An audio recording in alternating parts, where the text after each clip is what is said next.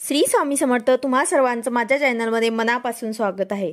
तर बघा आता दत्त जयंती निमित्त गुरुचरित्र पारायण आपल्याला 7 दिवसाचे करायचे आहे। अखंड नामजप यज्ञ सप्ताह प्रारंभ होत आहे। 28 नोव्हेंबर 2025 पासून या सप्ताहाची सुरुवात होत आहे। म्हणजेच आपल्याला 28 नोव्हेंबर 2025 ते 4 डिसेंबर 2025 पर्यंत काळामध्ये आपल्याला 7 दिवसामध्ये आपल्याला गुरुचरित्र पारायण करायचे आहे। आता गुरुचरित्र पारायण कोणी करायचे आहे, कसे करायचे, त्याचबरोबर नियम काय आहे याबद्दलची संपूर्ण माहिती मी तुम्हाला आजच्या व्हिडिओमध्ये सांगणार आहे। व्हिडिओ पूर्ण बघा जेणेकरून तुम्हाला संपूर्ण माहिती मिळेल। जर तुम्ही चॅनलवर नवीन असाल तर चॅनलला सबस्क्राइब करायला मात्र विसरू नका आणि व्हिडिओला लाईक करायला मात्र विसरू नका। गुरुचरित्र पारायण हे आपण आपली मनोकामना, जे काही तुमची इच्छा असेल, अडचण असेल, त्यासाठी तुम्ही संकल्पयुक्त ही सेवा करू शकतात। गुरुचरित्र पारायण हे 5वा वेद आहे, म्हणून हे पारायण करण्याची संधी तुम्हाला मिळालेली आहे। तर हे पारायण तुम्ही आवर्जून करायचे आहे। आता ज्यांनी कोणी 21 दिवसांची सेवा सुरू केली असेल त्यांनी तेच दत्त जयंतीपर्यंत पूर्ण करायचे आहे। त्याचबरोबर ज्यांना कोणाला 21 दिवसांची की सेवा करायला जमले नाही त्यांनी आवर्जून गुरुचरित्र पारायण करायला सुरुवात करायची आहे। दत्त जयंती निमित्त आपल्याला गुरुचरित्र पारायण आवर्जून करायचे आहे। आता गुरुचरित्र पारायण हे 7 दिवसाचे असतं। जेव्हा आपण गुरुपौर्णिमेनिमित्त गुरुचरित्र पारायण करतो तेव्हा 7व्या दिवशीच आपल्याला ग्रंथ उचलायचा असतो। तसेच आपण स्वामी जयंती जेव्हा असते तेव्हा सुद्धा आपण 7 दिवसांचे गुरुचरित्र पारायण करतो आणि 7व्या दिवशीच आपण ग्रंथ उचलतो। आणि जेव्हा कधी आपण मध्येच आपल्याला जर गुरुचरित्र पारायण करायचे असले आपल्या घरामध्ये तेव्हा सुद्धा आपण 7व्या दिवशीच हे ग्रंथ उचलून टाकतो।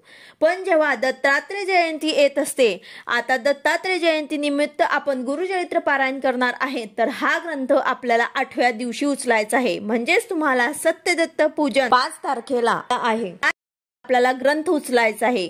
म्हणजेच काय तर आपल्याला 7 दिवस पूर्ण गुरुचरित्र पारायण पठण करायचं आहे। हे पारायण आपल्याला 7 दिवसाचंच करायचं आहे, पण आपल्याला ग्रंथ जो आहे ते दत्त पूजन झाल्यानंतर आपल्याला उचलायचा असतो। कारण या दिवशी दत्तात्रय जयंती आहे, म्हणजे दत्तांचा या दिवशी जन्म झालेला असतो। हा उत्साह साजरा करून आपल्याला हा ग्रंथ दुसऱ्या दिवशी आपल्याला उचलायचा असतो। तर हे तुम्हाला लक्षात घ्यायचं आहे। जरी तुम्ही घरी वाचत असाल तरी सुद्धा तुम्हाला 8व्या दिवशी हे ग्रंथ उचलायचं आहे। 8व्या दिवशी 5 तारखेला मला 10:30ची किंवा मग 12:30ला तुम्हाला आरती करायची आहे, त्यानंतर तुम्हाला हा ग्रंथ उचलायचा आहे। आता हे झालं तुम्हाला सांगता, म्हणजे उद्यापन कधी करायचं आहे, ग्रंथ कधी उचलायचा आहे। त्याचबरोबर आता गुरुचरित्र वाचण्यापूर्वीच आपल्याला काय तयारी करावी लागते, तर बघा पारायण लावण्यापूर्वीच आपल्याला 1 दिवस आधीच म्हणजे आदल्या दिवशी मला 4 कुत्रे आणि 1 गाय यांना नैवेद्य द्यायचा आहे। आपल्याला छोट्या छोट्या पोळ्या करायच्या आहे, चाणक्या ज्याला आपण म्हणतो, ते तुम्हाला 4 कुत्र्यांना आणि 1 गायीला आपल्याला हे खाऊ घालायचं आहे। 4 कुत्रे म्हणजे 4 वेद आणि 1 गाय म्हणजे दत्तात्रयांची कामधेनू असल्याचे हा नियम पाळला जातो। कारण आपण जेव्हाही दत्तात्रय महाराजांचा फोटो बघतो तर त्यामध्ये आपल्याला कुत्रे आणि 1 गाय दिसत असते, तर त्यांना आपल्याला 1 दिवस आधीच नैवेद्य द्यायचा आहे। तुम्ही 5 छोट्या छोट्या चाणक्या करा आणि त्यावरती तुम्हाला थोडंसं गुळ आणि तूप टाकायचं आहे आणि हे तुम्हाला 4 तुम्हाला कुत्र्यांना खाऊ घालायचे आहे आणि 1 तुम्हाला गाईला खाऊ घालायचे आहे। जर तुम्हाला 1 दिवस आधी काही कारणांमुळे तुम्हाला शक्य झालं नाही, म्हणजे काही आठवण नसली किंवा काही कारण असेल, दुसरं काही अडचण असेल, तर तुम्ही या सप्ताहामधल्या पहिल्या दिवशी, दुसऱ्या दिवशी सुद्धा तुम्ही हे खाऊ घालू शकतात। तर अशा प्रकारे तुम्हाला 1 दिवस आधीच हे नैवेद्य जे आहे ते कुत्र्यांना आणि गाईला खाऊ घालायचं आहे। यानंतर तुम्हाला जिथे कुठे तुम्ही मांडणी करणार आहे, म्हणजे जिथे तुम्ही कुठे वाचन करणार आहे, आता जर तुम्ही केंद्रामध्ये वाचन करणार असाल तर तिथे तुम्हाला 1 पाट आणि 1 चौरंग घ्यायचा आहे आणि त्यावर ते ग्रंथ ठेवायचा आहे। पण जर तुम्ही घरी करत असाल तर तुम्हाला 1 चौरंगवर ते वस्त्र अंथरायचं आहे आणि त्यावरती तुम्हाला दत्तात्रय देवांचा फोटो ठेवायचा आहे। तुमच्याकडे दत्तात्रय देवांचा फोटो असेल तर तो तुम्हाला ठेवायचा आहे, किंवा मग तुम्ही स्वामींचा फोटो ठेवा किंवा मग मूर्ती ठेवा। अशा प्रकारे तुम्हाला मांडणी करायची आहे, दिवा लावायचा आहे, धूप लावायचे आहे आणि त्यासमोर तुम्हाला दुसऱ्या पाटावरती हा ग्रंथ ठेवायचा आहे। आता हे मांडणी जे असते ते आपल्याला 7 दिवस पर्यंत उचलायची नसते। जिथे तुम्ही मांडणी केली तिथेच तुम्हाला पूर्ण 7 दिवस पर्यंत वाचन करायचं आहे। तर तुम्ही तुमच्या घरामध्ये जर हे मांडणी करत असाल तर अशा ठिकाणी करा जिथे तुम्हाला उचलायचं काम पडणार नाही। अशा प्रकारे तुम्हाला मांडणी करून घ्यायची करायची आहे आणि रोज आपल्याला फोटोची ग्रंथाची पूजा करून मग पारायणाला सुरुवात करायची असते। जोपर्यंत आपण वाचन करणार तोपर्यंत आपल्याला दिवा आणि अगरबत्ती सुद्धा लावायची आहे। पारायणाला बसण्यापूर्वीच आपल्या जवळ दत्त महाराजांचं मंदिर असेल तर तिथे सुद्धा जाऊन तुम्ही एक नारळ आणि खडी साखराचं नैवेद्य तुम्ही तिथे ठेवू शकता। तसे स्वामी समर्थ केंद्रामध्ये जाऊन सुद्धा तुम्ही एक नारळ आणि खडी साखर ठेवू शकतात। तिथे तुम्हाला प्रार्थना करायची आहे, तुम्ही कशासाठी हे ग्रंथ वाचत आहात, तुमची काय इच्छा आहे, तुमची काय समस्या आहे हे तुम्हाला स्वामी समर्थ महाराजांना, दत्तात्रय महाराजांना सांगायचं आहे आणि त्यांना प्रार्थना करायची आहे। तसेच आपण घरी पारायण करत आहात तर आपल्याला आपल्या घरातल्या वडीलधाऱ्यांना नमस्कार करून मग पारायणाला सुरुवात करायची आहे।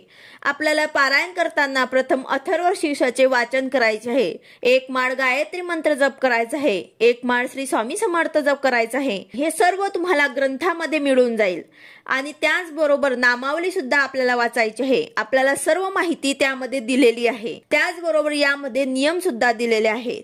तर गुरुचरित्र वाचन हे आपल्याला पूर्व किंवा उत्तर दिशेला तोंड करून वाचायचे आहे। वाचण्यापूर्वीच आपल्याला दत्त महाराजांच्या फोटोची किंवा स्वामी समर्थ महाराजांच्या फोटोची तसेच पोथीची आपल्याला ग्रंथाची आपल्याला पूजा करायची असते, तर आपल्याला हे वाचन करायचं असते। आता गुरुचरित्राचे वाचन आपण पहाटे 3 पासन ते संध्याकाळी 4 पर्यंत आपण वाचू शकतात।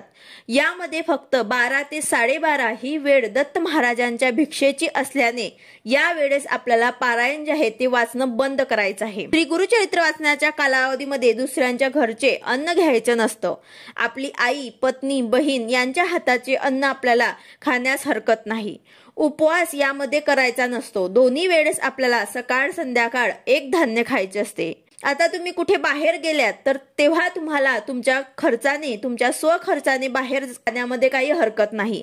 त्याचबरोबर जर कोणाच्या घरचे चुकीचे खाल्ले गेले असेल तर त्यांना पैसे तुम्हाला द्यायचे आहे।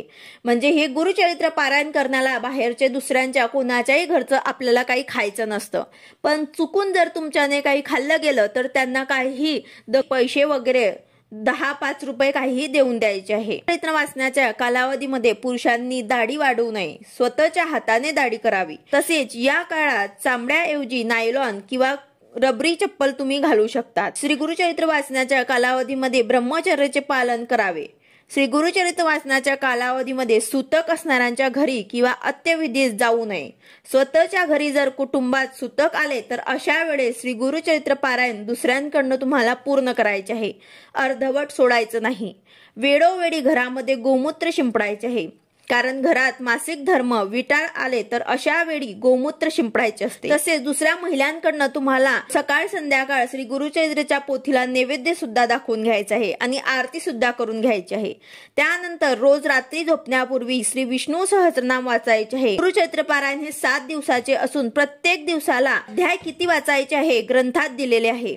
पहिल्या दिवसाला 1 ते 9, दुसऱ्या दिवसाला 10 ते 21 आणि तिसऱ्या दिवसाला 22 ते 29, चौथ्या दिवसाला 30 ते 35, 5व्या दिवसाला 36 ते 38, 6व्या दिवसाला 39 ते 43 आणि 7व्या दिवसाला 44 ते 53। तर अशा प्रकारे आपल्याला 7 दिवसामध्ये पूर्ण 53 अध्याय वाचायचे आहे। प्रत्येक दिवसाला किती अध्याय वाचायचे आहे हे आपल्याला या ग्रंथामध्ये सुद्धा दिलेले आहे। या पद्धतीने आपल्याला पारायण करायचे आहे। 7 दिवसाच्या पारायणमध्ये सांगता आपल्याला 7व्या दिवशी 10:30ची आरती करून करायची असते। पण आता दत्त जयंती निमित्त आपण हे पारायण करत आहात तर आपल्याला दुसऱ्या दिवशी म्हणजे 8व्या दिवशी आपल्याला 10:30ची आरती करून आपल्याला हा ग्रंथ उचलायचा आहे। मला नैवेद्य दाखवायचा आहे आणि मग ग्रंथ उचलायचा आहे। विष्णू सहस्रनामांचं वाचन सुद्धा तुम्हाला 7 दिवस पर्यंत पूर्ण करायचं आहे। जर तुम्हाला शक्य झालं तर तुम्हाला 4 नैवेद्य दाखवायचे आहे, एक दत्त महाराजांना, श्री कुलदेवतांना, श्री स्वामी समर्थ महाराजांना व एक श्री गुरुचरित्र ग्रंथाला। गुरुचरित्र ग्रंथाचा नैवेद्य जो आहे तो तुम्ही गाईला सुद्धा खाऊ घालू शकतात किंवा मग तुम्ही स्वतः सुद्धा खाऊ शकतात। त्याचबरोबर गुरुचरित्र वाचनाच्या कालावधीमध्ये आपल्याला नित्य सेवेमध्ये सुद्धा खंड पडू द्यायचा नाही आहे। शक्यतोवर जमिनीवर आपल्याला झोपायचं आहे, म्हणजेच एक चटई किंवा मग तुम्ही सतरंजी वगैरे जे आपल्याकडे असते ते टाकून त्यावरती तुम्हाला झोपायचे आहे, पलंगावरती तुम्हाला झोपायचं नाही आहे। त्याचबरोबर हे सुद्धा आपल्याला माहिती असावे की गुरुचरित्र हे 3 दिवसीय वाचू नये। चरित्र पारायण हे दुखितांना, वेगवेगळ्या प्रकारच्या शापितांना, असाध्य आजार झालेल्यांना, पितृदोष असणाऱ्यांना श्री गुरुचरित्र एकमेव असा साधन आहे जे शुभ फल प्राप्ती देते। कुठल्याही प्रकारची अडचण असो किंवा आपल्या मनोकामना पूर्तीसाठी जसे विवाह, नोकरी, पितृदोष, आर्थिक अडचण, पैशांची प्रॉब्लेम असेल, कर्ज असेल, सर्व प्रकारची अडचणी असतील तर तुम्ही पारायण करून बघा। नक्कीच तुम्हाला अनुभव आल्याशिवाय राहणार नाही। सर्व इच्छा तुमच्या पूर्ण होतील। या ग्रंथात एवढी ताकद आहे की तुमचे सर्व अडचणी, समस्या यातनं तुम्हाला मार्ग मिळेल। गुरुचरित्र पारायण हा 5वा वेद आहे। यामध्ये सर्व श्रीपाद वल्लभ श्री नृसिंह सरस्वती यांच्या चरित्राचे वर्णन केलेले आहेत। अशा प्रकारे आपल्याला दत्त जयंती निमित्त गुरुचरित्र पारायण आवर्जून करायचे आहे। व्हिडिओ आवडला असेल तर लाईक करा, शेअर करा, सबस्क्राईब करा। भेटूया अशाच नवीन व्हिडिओ सोबत। श्री स्वामी समर्थ।